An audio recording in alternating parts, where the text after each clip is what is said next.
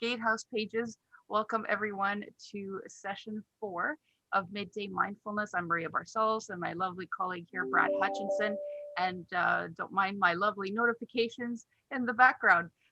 We are here to talk about deconstructing, again, continuing sort of our discussion on limiting beliefs and deconstructing those. So interrupting those paradigms that we all have in our lives. We've been talking about how our limiting beliefs hold us back and how other beliefs also propel us forward. We've been talking about pause or paying attention on veil sacred experiences and using that mindfulness tool to step back from our experiences so that we're not enveloped by our emotions in those moments.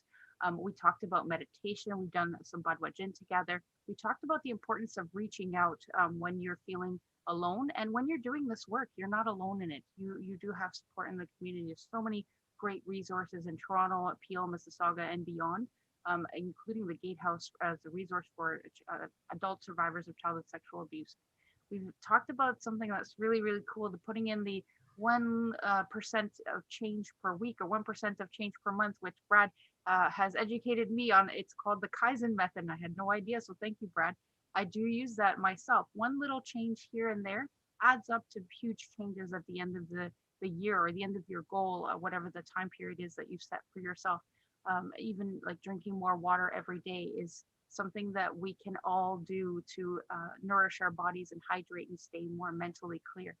So I'm super excited today. Brad's going to take us through the tier model one more time and talk to us a little bit about how we perceive the world. So I'm going to turn it over to Brad, who's going to talk to us about the tier model. Thanks, Brad. Thank you, Maria. Okay, so the TIR model is an acronym that stands for thoughts, emotions, which are part of our inner world, and actions, which are a bridge that link us to the outer world, which is what we call reality. But what informs our thoughts? We talked about the assumptions that we hold inform our thoughts, and that our assumptions are mostly subconscious, unconscious. So I want to take it one step further back to ask, where do our assumptions come from? Often our assumptions come from experience we've had in childhood. And if we've had traumatic experience in childhood, our experiences will lead us to perceptions that the world is hostile. Remember Einstein's saying, or question rather, is that do we live in a hostile universe or a friendly universe? Well, when you're vulnerable as a child and you experience trauma in whatever form it takes, and that's not dealt with then and acknowledged and brought through a process of healing then that can lead to the assumption that the universe or the world is hostile. And what happens then is it's a circular pattern. As we grow older with these unresolved traumas that we have from childhood, then we start to point to the world, the reality of the world, to bolster the belief that the world is hostile. Then we act in self-defense. Our thoughts, our beliefs become defensive, which block our creative spirit. So once again, it's a circular approach. Our experience leads to perceptions, which leads to the assumptions that we hold. And a global assumption is it a hostile or friendly universe? There are many, many other assumptions that align with that along the way that you can attribute to that, actually.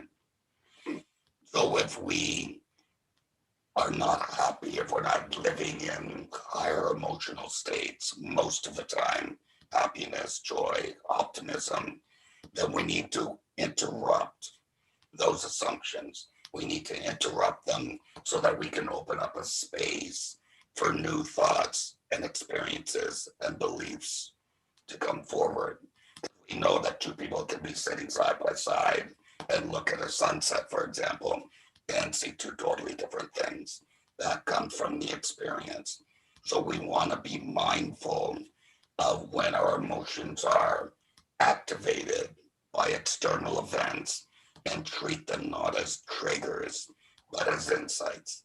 And for that, we need tools because our habitual thoughts, they just keep forming the beliefs that we see. Remember, we don't see the world as it is. We see it as we are. And if we want to see it as a benevolent place, we have to adjust our lens. So we're going to talk a little bit, and there's lots of ways to do that, but we're going to talk a little bit about a couple today. And one way that's been used for centuries is Zen koans. These are paradoxical thoughts that interrupt the thought pattern and makes you stand back and go, make you think like the one hand clapping, think, how does that happen? That interrupts that energetic force. So I would like to offer one today just to start to think about for a minute. And it's this one: treat everything you do, every action you take, as if the future of the universe depended on it, while laughing at yourself for thinking anything you do makes any difference at all. So we'll just sit with that just for a moment. Treat everything you do, every action you take, as if the future of the universe depended on it, while laughing at yourself for thinking anything you do makes any difference at all.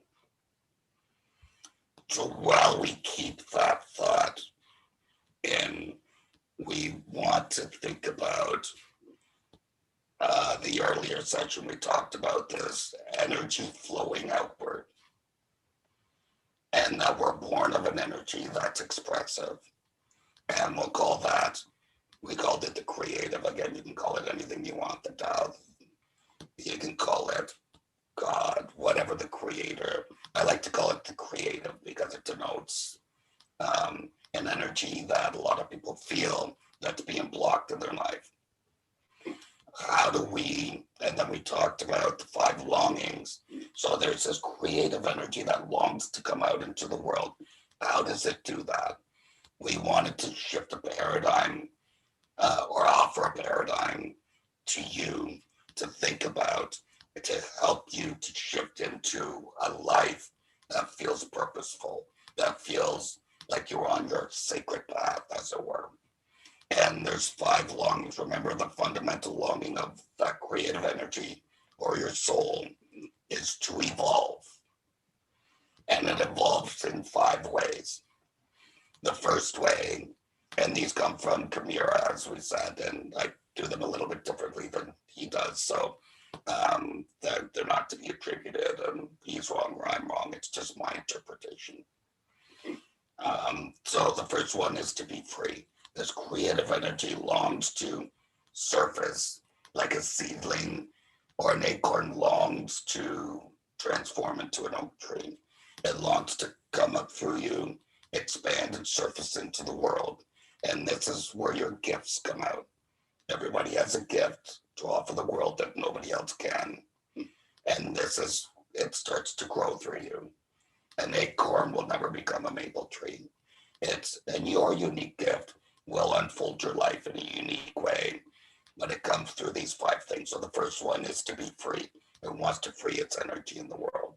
If that energy is trapped, it causes pain on 2 levels. It causes pain to you because there's conflict within you, because it yearns to come up and it's something that's pushing it down. And it causes pain to the world because it needs your gift. The second and third one are interrelated. So the second one is to love, to express impersonal, that creative energy out into the world, that creative energy that's willing to flow through any willing vehicle, transforms seedlings into flowers and the acorn into the oak and all of those kinds of beautiful things.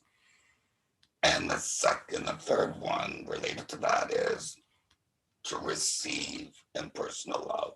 We talked about the healing garden. Part of the reason the healing garden being at the gatehouse, because you can go there and be in nature and be silent and feel that expressive love flowing both ways when you're receptive to it. So to give and receive love. And as Richard Rohr said in the Divine Dance, it flows both ways or not at all. So we have to discover ways where we're cutting it off. In my seminars, I've found predominantly that we cut it off coming in. Think about when you have a compliment, somebody gives you a compliment, think about how you try to deflect it. Oh, no, that's not me. No, you're good. Oh, you look so good. No, yours are better. When we deflect, we are pushing away some of that energy that's coming in. So we want to be present, mindful when somebody gives us a compliment, just to receive it and be in it and say thank you. And if you feel you need to give a compliment, at least pause and wait for a little bit. Don't throw it back right away. That's one little way where we kind of shut it off. And that comes from our paradigm that the world is hostile. There's something underlying that love coming in, and I got to protect my heart because what happened to me when I was young, all of this goes on in a lightning fast subconscious way when we deflect. That's why mindfulness is so important. So to be free, to love, to receive love. The fourth one is to contribute. We want to contribute something to the world, something that's where our gifts start to unfold into the world. And it doesn't necessarily mean solving world hunger, although it could, because we all have power inside of us that we don't know about. But it's as simple as doing something every day to make somebody feel better, to make yourself feel better will automatically increase the better feeling in the world. So to contribute. And the last one is to be acknowledged. As we said, that the term namaste refers to the light in me bows to the light in you. And when we focus, because what you focus on expands, when we focus on the light in people, that tends to expand.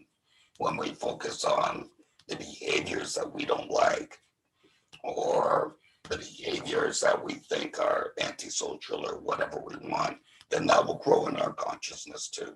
It will reaffirm the hostile universe paradigm often. So we want to transform that paradigm into looking at light, looking at the goodness. And at the gatehouse, we look for the flame.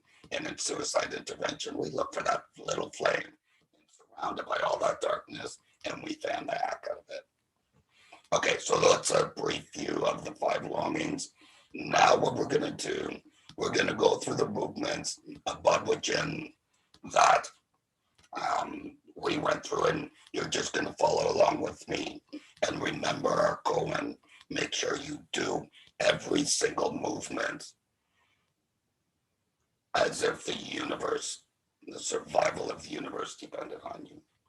And don't forget to laugh at yourself for thinking that. Just do the best, have fun with it. And I'm just going to take you through that right now. So we're going to step up, get into a standing position where you can spread your arms out. And we're just going to be mindful of this as we go through the movement. And again, the first thing we do is we bow.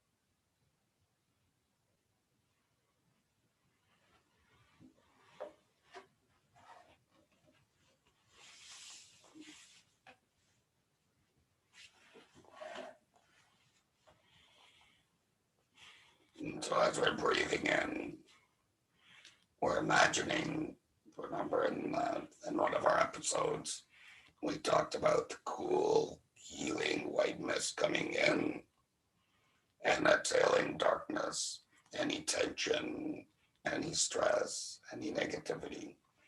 So that can be a tool, like Duan Jin is a tool.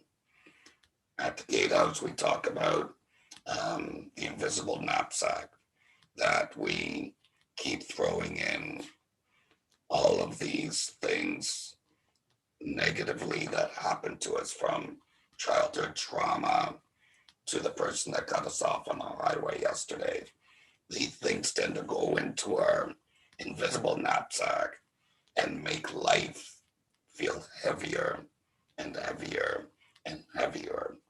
And it can be difficult when it's so heavy and we're trudging through life to see our way out of that, to transform our paradigm to more along the friendly, up the scale toward the friendly universe paradigm. Because everything we see, everything that's happening is really activating within that emotions. So what we need to do is create an invisible tool pouch in front of us. So when that person cuts us off on the highway, or when that person says something that strikes us as odd or offensive or whatever we think, that we have something in our tool pouch. Bodily gin is a really good one to do on a regular basis to make you feel more calm in those situations. But it's not very practical in the moment when cutting you off on the highway, or somebody is in your face and disturbing all that emotions, or you have stress like you're applying for a job, or you want to ask somebody on a date, whatever it is. All those emotions start to surface. You can't say, just wait a sec, I'll be right with you.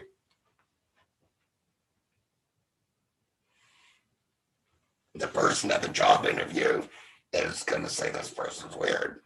This bod with gin is something that you do as in the regular course of the Kaizen thing.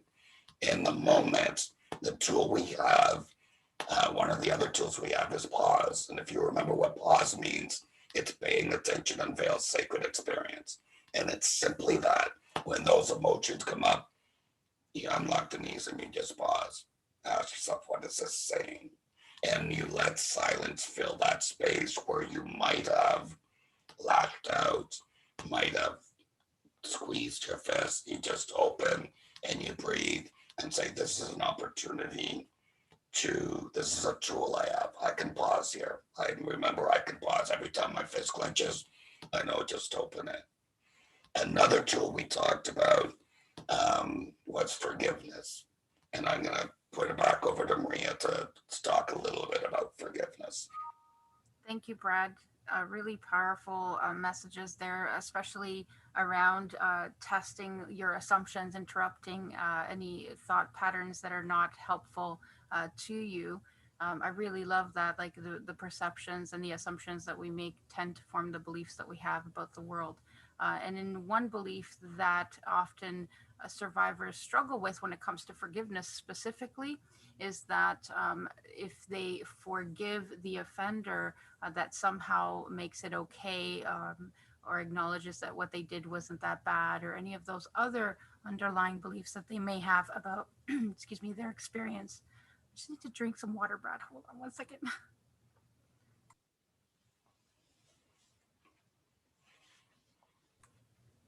Now it's not the sound, it's my voice.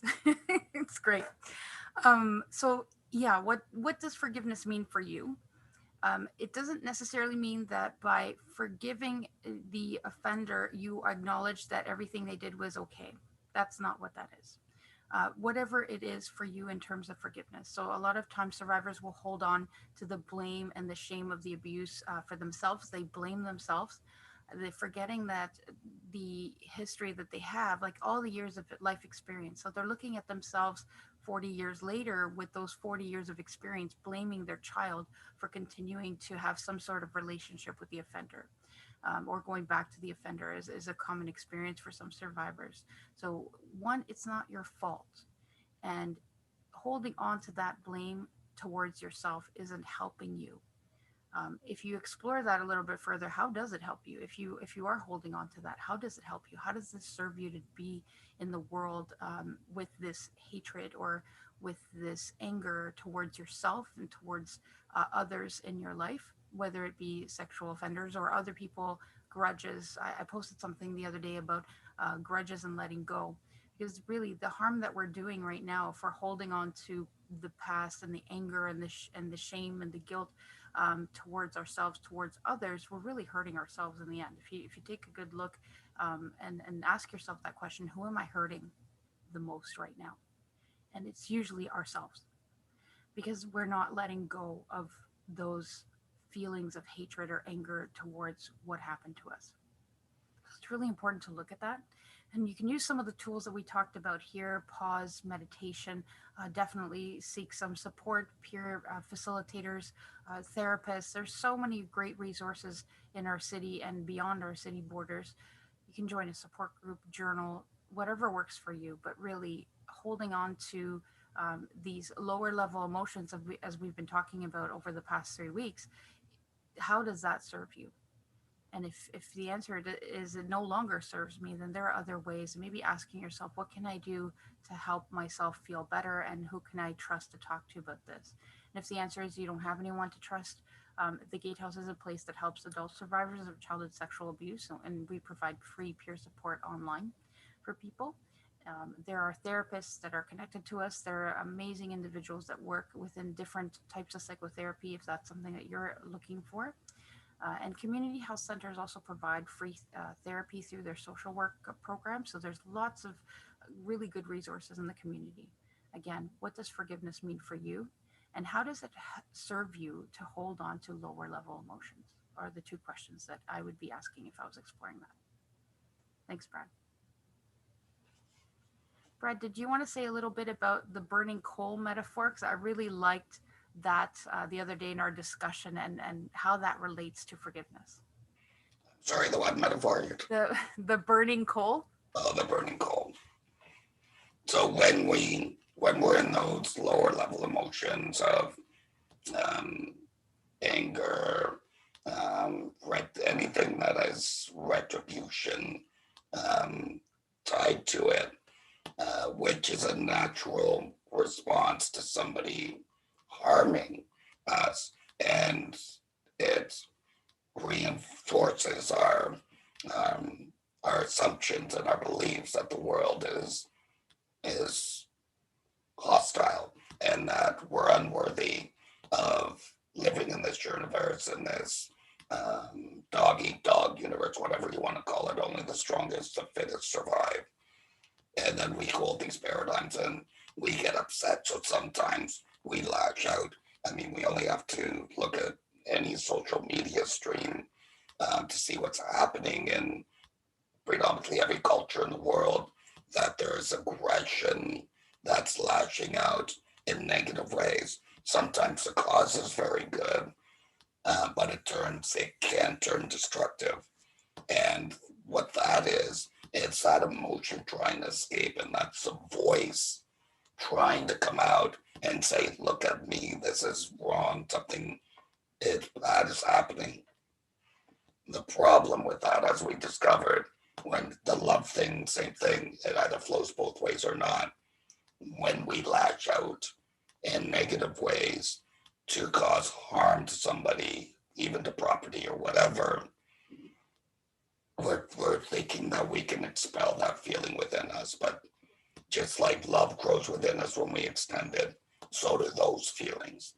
It's that we hurt ourselves, and the metaphor there is, if you pick up a burning coal when somebody upsets you and you pick it up to throw it at them to hurt them, who does it burn first? And this is always true. This is why that invisible tool pouch, we pull out our paws and say, I don't want to be there. leaders in our past have shown us examples of that.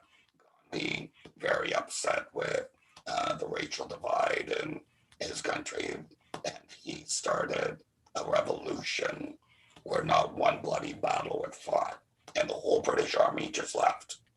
It took time, it took patience. You might say he was following a Kaizen method of nonviolence, of sitting, of doing nothing, and doing it very well. He wasn't giving anybody in the British reason to blame him for escalating tensions, which we often see. Tensions escalate, and the people that are escalating them blame the other people, the other side. I mean, again, turn on social media streams. It's easy to follow the bouncing ball in terms of negative emotion surfacing, which always surface from a level of fear at some point. On the other end of the emotional scale is love, that impersonal love that wants to flow through you. It's just waiting and yearning to create a space. And the metaphor there, if you want to think of bubble, I think this comes from David Data. If you think of a bubble at the bottom of the sea, what is the tendency of that air pocket to do? To rise, expand, and express into the world. That is the same energy that wants to rise and express through you. But it's pretty easy to put your hand over an air bubble and stop it. And the metaphor I like to add on to that is just all that traffic at the top of the sea that's creating all that chaos is keeping that air pocket down. We need to interrupt that traffic. And we saw it during COVID.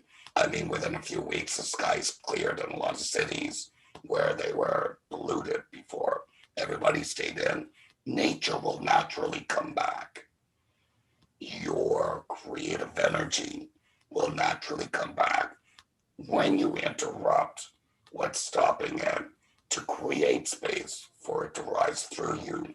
And when it rises through you, it'll widen your vision. Narrow viewpoints rarely, and I would say never, solve conflict.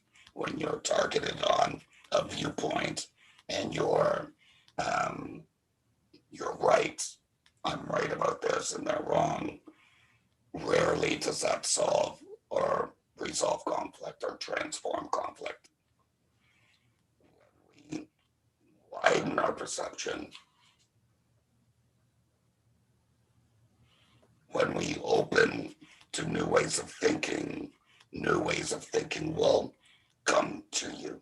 You'll be thought through, as it were. Right now, we're thinking habitually in circles, as we talked about at the beginning of the show. You want to add anything, Maria, to that? Is there anything coming up for you? Just again, the thought interrupters are the biggest ones. People ask that question when we're on that hamster wheel, the cyclical thinking patterns, like how do we interrupt? And sometimes, imagining or visualizing a stop sign or a big stop word in your mind might be helpful to interrupt your thought. And then using pause, like you mentioned before, and stepping back and observing this is just a thought. It doesn't define who I am. It doesn't define the entire experience that I'm having right now. It is one thought out of hundreds of thousands of thoughts that the human brain can manifest in a second. So just knowing that it is just a thought, observe the thought and ask how can you make your situation well. So if your thought is constantly worrying about the future, then you're not in the present. You're worrying about the future. And this is what causes a lot of anxieties for people. They're either future focused or past focused. And when we start to actually do meditation or journaling or some of those other mindfulness processes, our bodies come back into the present. And then we can actually focus and allow what you talked about, Brad, the creative energy to surface, the inspiration. This is why people also get writer's block.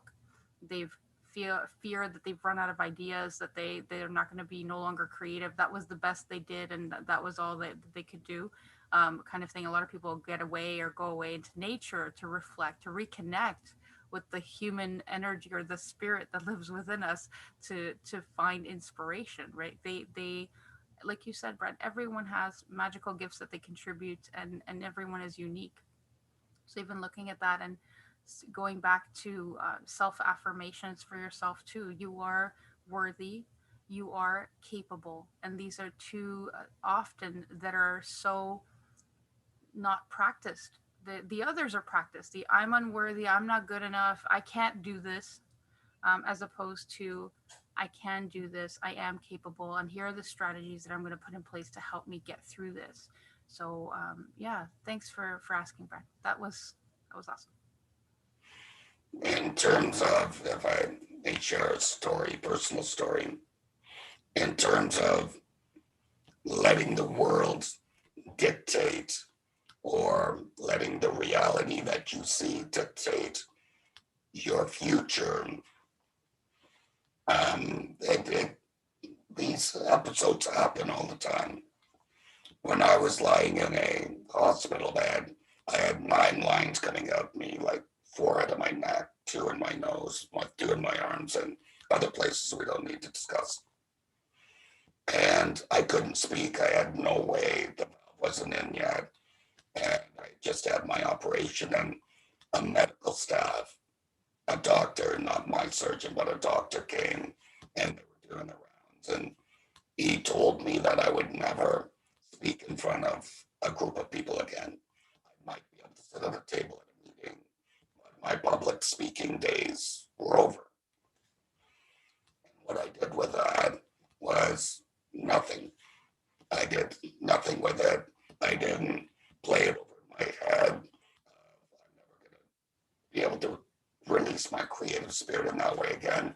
I didn't believe it, and I didn't disbelieve it.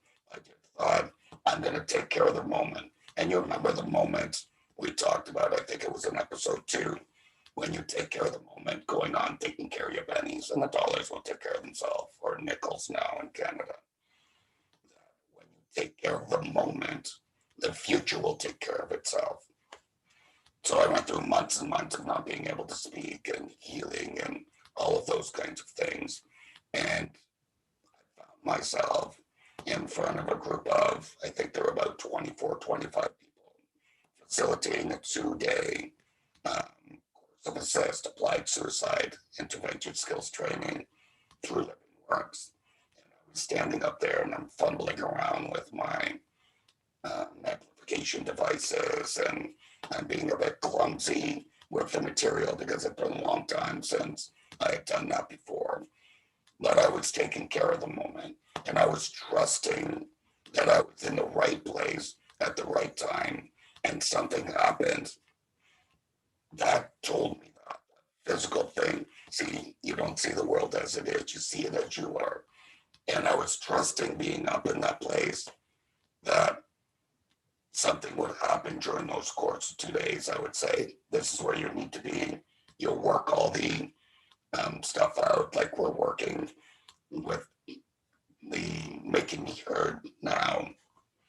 And one of the first people that walked into that training was a person with a guide dog, a person with a dog with a jock, and that dog was there to support that person in life. And we, as a family, my family and I, have been fostering dog guide puppies for years and years and years. And every time I looked over at that dog guide, I thought, you're really here for me, that I'm able to do this. I was nervous. I was not my old self standing in front of people and being confident and strong and brave and all that. I was being vulnerable. And since then, I've done 17 assists. I've been up in the gatehouse and I don't know, countless college classrooms, inspiring people with the very same things we're talking about through these sections. So that was the idea of pause for me. And that pause lasted like 7 months. I'm just gonna pause and I'm gonna see what happens. I'm gonna trust all the things that I've been preaching about over the last decade, that will be true for me too. And it doesn't mean that negative thoughts didn't surface, and I was at some very, very low points, very close to despair through a lot of that. But I didn't put too much energy around what was I going to do in life. My only job was to take care of the moment, which was painful. So I think with all of us, there are signs. And maybe one sign for you is that you're watching this right now and thinking, well, maybe I can take that next step towards something I've been saying I could never do before, or thinking about it, thinking about how do I interrupt a thought that says I'm not worthy. We just pause. Does that conflict, things that evoke those emotions that I don't want to feel, is that something that I can interrupt and start to rise above? These are good initial questions to ask. Thanks for sharing, Brad. Yeah, we definitely are not our thoughts. We are not our feelings either. Because that's the other side of this too. Some folks out there struggle with really intense emotions, and those feelings envelop their lives. So sensing into, and sometimes our feeling, for example, like if we fear like a dark parking lot, we fear that we're going to get attacked. Of course, like those are natural fears to have. This is the other side where the fear is constant, and the world is unsafe, and it goes back to that shifting that paradigm of, yes, if abuse happened in childhood, then that tends to formulate this very negative, unsafe kind of worldview. And it's about working through and slowly changing and observing everything else that you're not really observing, because the fear clouds the judgment of the person. So observing the love that you have in your life, observing the gratitude that can fill your life as well, observing all the opportunities that you may have had or may be presented to you, to see them as opportunities, because oftentimes it can be, with fear, it can be seen as something that's too scary to try that new job, to try reaching out to a friend, to try going into a romantic relationship or establishing a new friendship, to go back to school. Like there's so many things that fear stops us from doing, and underlying insecurities, but you don't have to explore those alone. Again, there are services out there that you can definitely access. The Gatehouse is a great resource. Of course, I'm the executive director. I'll always advocate for the Gatehouse, whether in this role or out of this role. And we do have some resources linked there as well. So for other services, and the community health centers do offer, again, free counseling. I know Lamp Community Health Center down on Lakeshore has that through their social work department. 10 sessions free of cognitive behavior therapy style sessions. So that's a really great resource to take a look at as well. Yeah, Brad, there was something that we talked about in our pre-brief, the 6 steps to shifting paradigms. Can you say a little bit more about that for everyone, the receptivity to completion? I was really interested to hear. Okay, and just a little bit of background for that. When I was 29, my father died, and I watched his life slip away over the course of many hours. And in that time, I was struck by an epiphany, a startling realization that there was conflict within me. There was this creative energy, and there was something pushing it down. I had cancer when I was 15, never really dealt with that, tried to race my life ahead of that year-long intense treatment cycles and trauma. And then the cancer was gone. I got better and just tried to move on with my life. I think a lot of people can identify with that, trying to move past something like you can race out of it. When I saw my father's life slipping away, it dawned on me that this was not working. My life was not working. It's all of those feelings came up. So I started within a year, or about a year, I started training kung fu, because during those hours when my father was dying, this idea of me being a writer, an inspirational speaker came to me. But everything in the reality of my life said, no, you can't do that. I wasn't a great student. I barely made it through high school. I failed grade 7. I dropped out of a 1-year or fundamentals college course. And everything in the external world that said, you can't do that. You're not educated. Educated people, right? You have to, all of those things. But that keeps surfacing for me. So I thought, well, if I'm going to do this, I'm going to need some self-discipline. So I started training in Shaolin Kung Fu at a club called Beyond Kung Fu in Brampton. There are 6 steps that took me through my training and have taken me through life ever since. And they come from the I Ching. And the first one, and we can't go too far into it today because we only have time. We may do a session, 6 sessions on them in the future if you want. And the first one is receptivity. And receptive is in the I Ching is a complement to the creative. It's a complement to the source that brings us into the world. What it is in a very practical sense, it's a non-judgmental awareness of things happening in a school setting. It's going in and being open to the information coming. What happens to us is that somebody says something, we interpret it, and we decide what it is based on the assumptions, all of the stuff we talked about earlier. So one of the most dangerous things we can do in a learning environment is go, oh, I already know that. Somebody says something that we know, we turn that off, we think we know it. And so we are not receptive to the deeper aspects of why you're in front of that teacher right now. There's a reason why you're in front of people. There's a reason why you're watching this right now.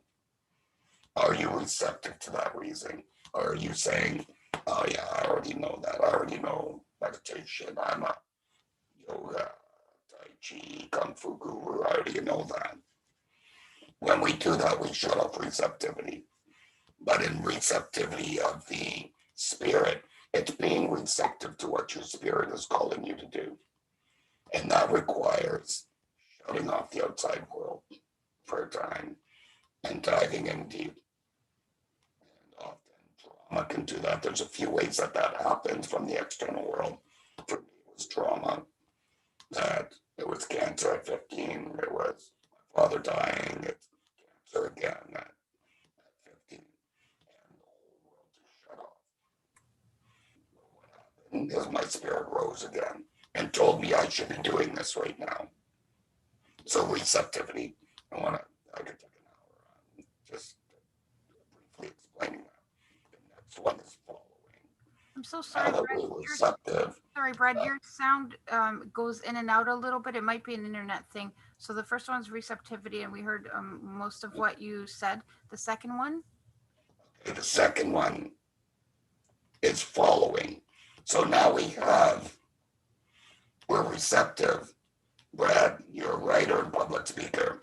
Now I have to follow that. What do I need to do to follow that? I needed to go back to school, grammar, the basics, all of those things. Storytelling, I want to tell stories, so I went back to school. So I followed that. My impetus for following that was I don't want to be on my deathbed, whenever that was, and say, why didn't I? I should have. I should have at least tried. So my mantra was then, I'm just going to do it. If I fail, at least I know I failed and it wasn't for me. So following. So receptivity, following. The next one is conduct. How do I behave? What are the actions I'm going to take?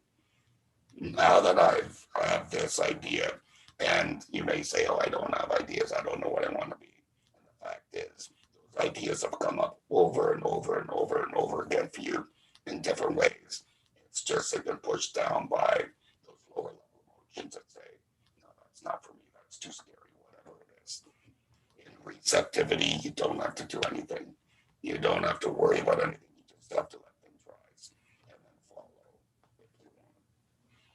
So the path, back to the path, the path back to your sacred path is receptivity, following. The next one is conduct. How am I going to conduct myself in pursuit or to get more in alignment with my sacred path, with the energy inside me calling me to do something in the world? The next one after that is keeping still. So keeping still is it's an interesting one because keeping is a verb. It denotes that we have to do something and then be still. And what that means to me is, very succinctly, is to still the mind, to still the body, to let that bubble surface and expand through you. And that requires effort. That's why we're doing what we're doing, because keeping still for many people, as we said in the first session, is torture because the mind seems to become more active and more attack. It's into attack mode because those thoughts are there. So we move the body. We're just moving that energy around, and we're becoming more. We're letting that bubble rise just a little bit more. Keeping still is very important. The next one is duration. And just back to keeping still for a minute. It's like the space. You think music, when you listen to music that you like, it just flows continuously. But it would not be music without the spaces between the notes. It would just be noise. So keeping still in a dynamic way means pausing in the terms of conflict and being just still in that conflict and saying, what Arthur Lockhart says, if you can say to yourself, how do I make this well? If there's conflict coming to you, you pay attention to that. You pause and you say, how do I make this well? It's transformational when you do it. Keeping still. The next one is duration. Duration means keeping on, keeping on. When I had a goal to get my black sash after about 5 years, and I'm about halfway there, it's like, I don't know, this isn't working for me anymore. It's the ego taking you out. When I was halfway through my novel, I was looking at and going, this is crap. But I had that duration. I was seeing the world and messages were coming to me. My writing teacher said, Brad, just keep writing, finish it. Even if it's no good, you have to be good at finishing. Mm-hmm. Because if you don't, all these new ideas are going to come up and that are better than the last. And you're going to have a drawer lined with unfinished manuscripts. It's the same in life. So just pick smaller goals to begin with. Be good at finishing, duration, seeing it through. These steps are lifelong. I'm still doing them after 25 years.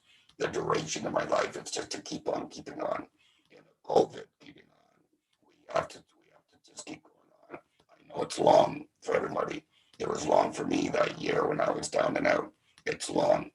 Breathe. There's going to be a transcendence here that's happening through you when you pay attention. So duration. And the last one is after completion. And after completion simply means that you acknowledge yourself at every step of the way. If you're writing a book, you acknowledge every chapter and say, boom, that's great. Then you go back to receptivity. Say, okay, now what do I need to do to start the next chapter? Then you follow, you conduct yourself with writing. It means sitting in your chair and typing away when you don't feel like it. Then there's keeping still. I'm going to let ideas surface. Practicing Duan Jin, yoga, Tai Chi, whatever is good for you. And I'm going to stick with it. But you need to have those after completion. You need to celebrate after you accomplish something. Because life can go let you go by thinking that I'm not doing anything well. You want to acknowledge, you want to celebrate. Celebration time is always in it short, though. You want to celebrate, you want to acknowledge, and you want to get back to it. So that's very briefly. There's lots of exercise we can do through receptivity to after completion, and we don't have time for that today. So that's a path, your sacred path. That's beautiful, Brad. And again, I wrote them down. So receptivity, following, conduct, keeping still, duration, and after completion. And I think, like as you were talking about after completion, I thought about a lot of people who don't acknowledge even the small things they accomplish. That just say like, "Oh yeah, whatever, yeah, whatever." And it's like, no, it takes a lot of work to get organized for an event. It takes a lot of work to uh, organize a fundraiser or write a book or parent your kids, research about positive parenting, changing how like I'm totally a different parent than my parents were to me because of all the knowledge that I've gained and essentially some of the stuff they taught me not to do. Kind of thing, right, as a parent.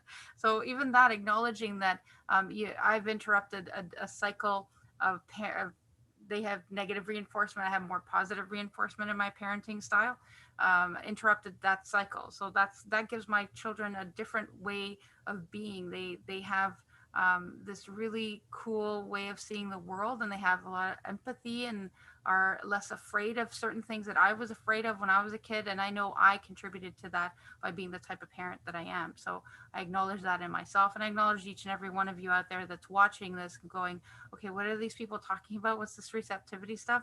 I'm being open. Like, it's such a huge barrier sometimes for survivors of sexual abuse to be open to new experiences because of the negative worldview that they might be holding because of what happened to them. In all fairness, for sure, someone they trusted abused them, and we're not saying that that's not a good enough reason to have a negative worldview. Of course it is, um, but at the same time, how what is the life that you want and need to live for yourself, so that again you're not looking back at your life 70 years from now and going, I should have done this and I should have done that, because that's not helpful to anyone.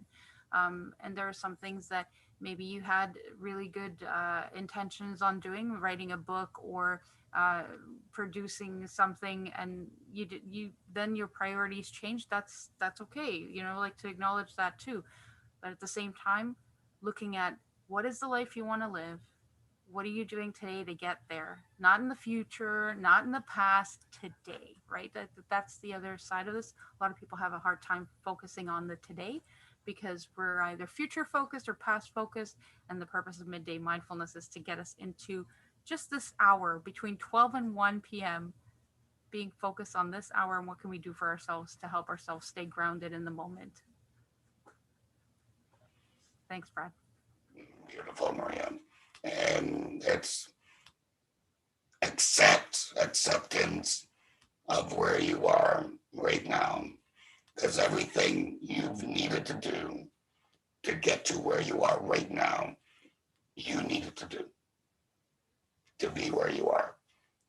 If there's something, if you want to feel better, if you think you want to feel better more often, it's certainly not a promise that you're always going to feel good, because our emotions, sometimes we have to stay in them for a while. They're speaking to us. They're telling us things that we need to know in order to release them, which is why the gatehouse is so powerful. Is that you sit in a room with people that have had experiences, not exactly like yours, but that have had that experience of unarticulated emotions. And somebody else's story can help you find the language to release your own. It's always through interaction. And nobody heals alone. We need support. We need reflection from the light, the namaste, the peace, and everybody else to help us find our own light. It's always through connection, relationship, which is why the gatehouse was formed. And just to say that every moment is an opportunity to pause. Everything that you do is creative work when done mindfully. Everything you do is of the creative when you do it mindfully. And as you start doing more things mindfully, my promise to you is that you'll start to see the world as more of a playground than a battlefield. Little by little by little. Rest and let the peace rise when it rises, because we often push it down because, well, I can't feel good because something bad's going to happen.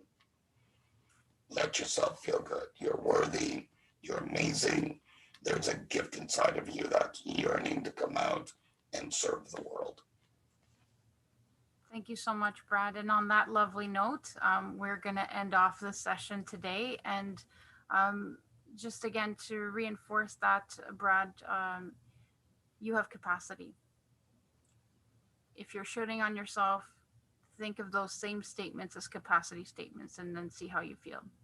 So instead of saying something like, I should be writing my book, I have the capacity to write my book.